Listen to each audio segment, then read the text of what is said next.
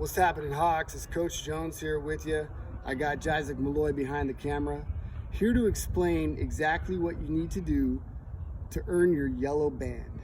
This is for those players who are on their white band, or perhaps you're a gray band, considering going through the band rating system and turning your gray band in for a white band.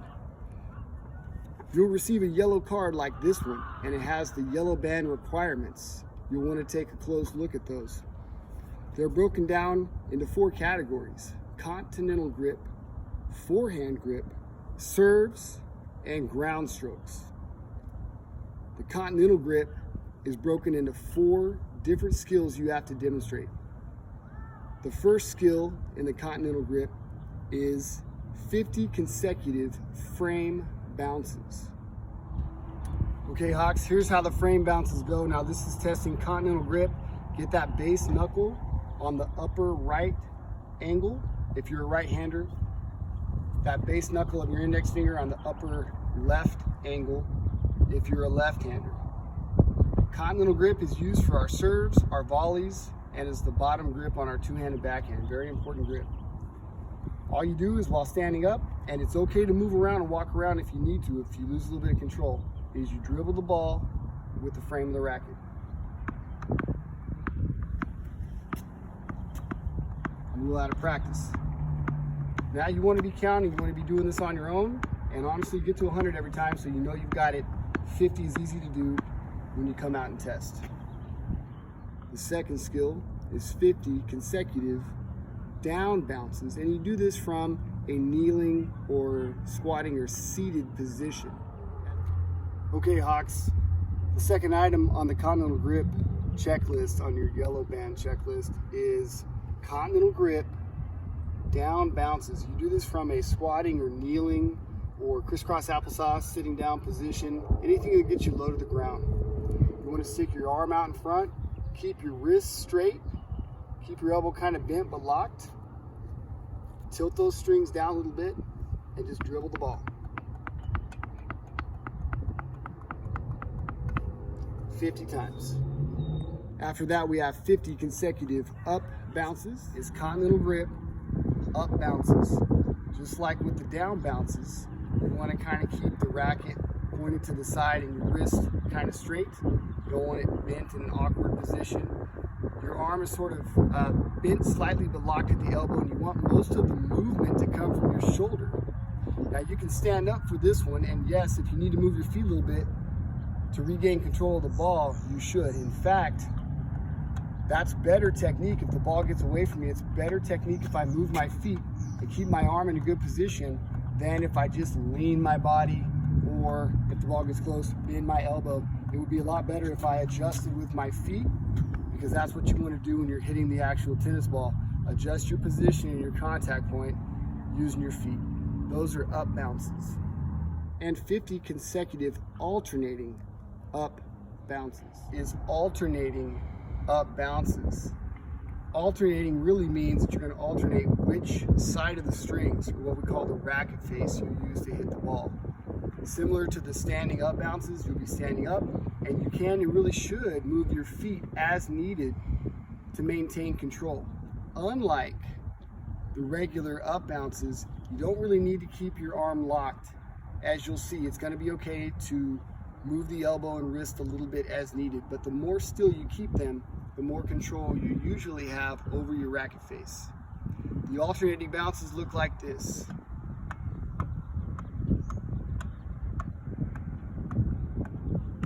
And you do 50 of them. For the forehand grip, it's just 50 consecutive down bounces while standing. All right, Hawks, in addition to your continental grip skills work, you have one item on your yellow band checklist that asks you to show some skill with your forehand grip.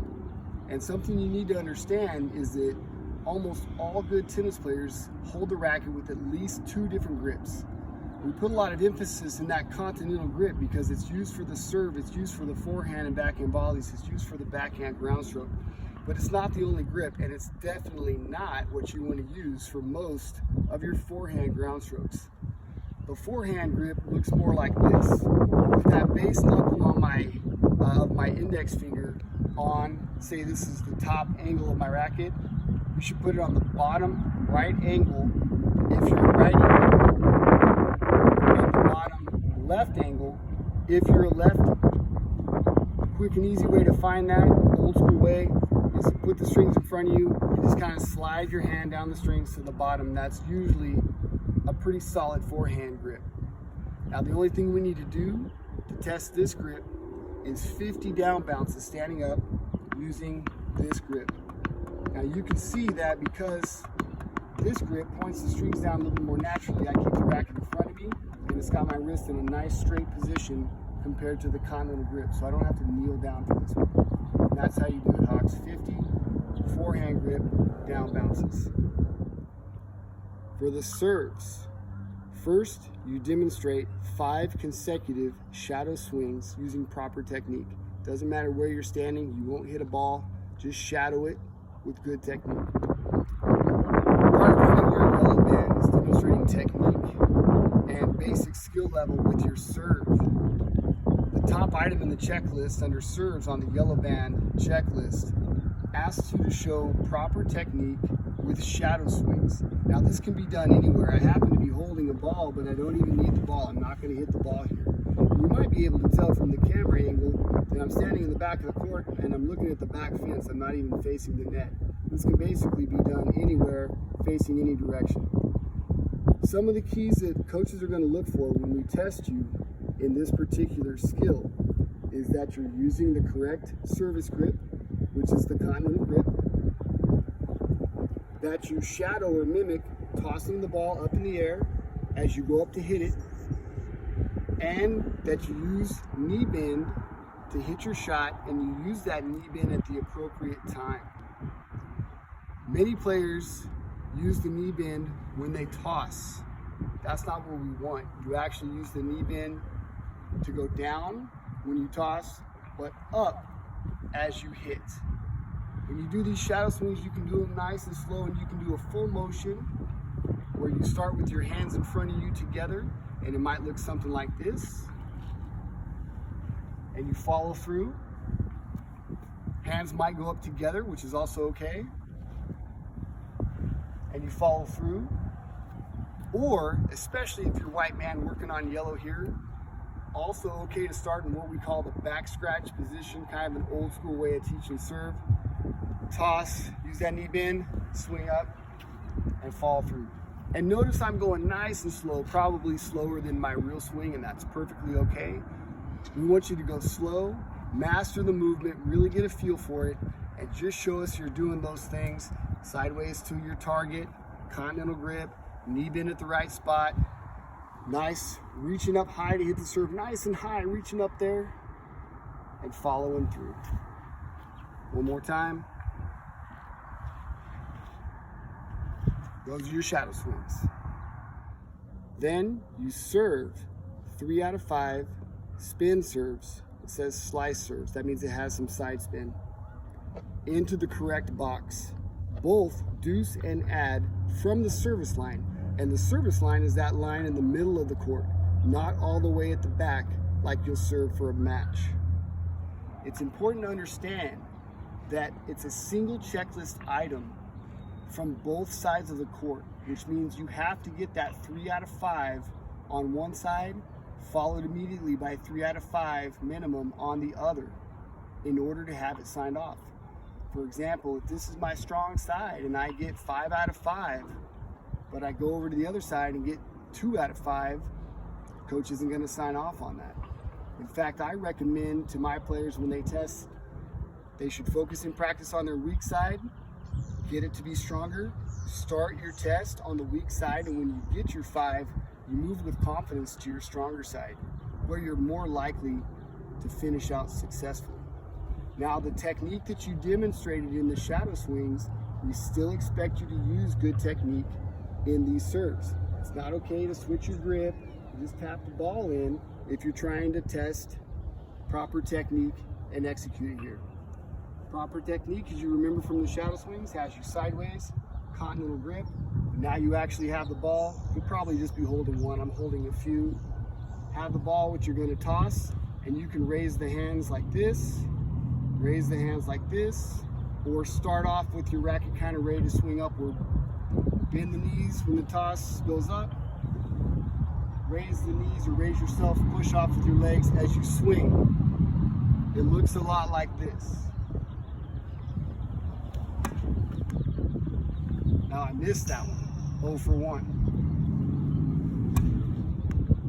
I'm hitting it with a little bit of spin, that's why it says slice, some side spin. I'm 1 for 2. I'm 2 for 3. And believe me, I'd be 3 for 5 on both sides. Get out there and get that thing checked off, get that yellow band, Hawks.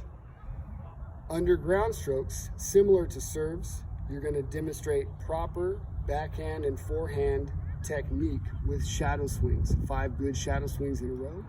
Hawks, the bottom portion of your yellow band checklist takes a look at your ground stroke technique and basic execution of ground strokes.